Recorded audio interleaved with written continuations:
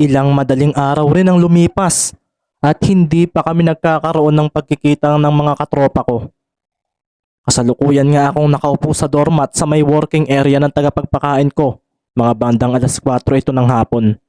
Abala siya sa kanyang trabaho at bigla na lang akong nakaamoy at nakaramdam ng pamilyar mula sa labas ng bahay na ito.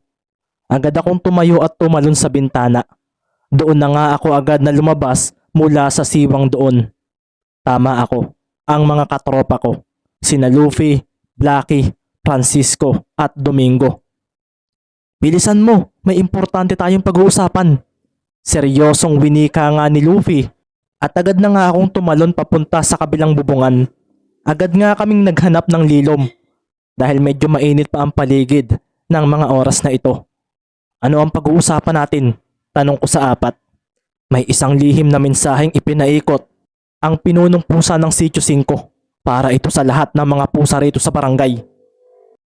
Nagpaplano sila na magkakaroon ng unity ang lahat at patatalsikin ang mga dayo ritong pusa mamayang gabi. Lamang pa tayo sa bilang at mas mabuti na ito habang hindi pa sila dumarami. Maraming jamming ng mga pusa ang sinira nila tuwing madaling araw at marapat sigurong kumilos ang lahat para bumalik iyon. Seryosong wika nga ni Francisco na ikinatango naman ni Luffy, Blackie at Domingo.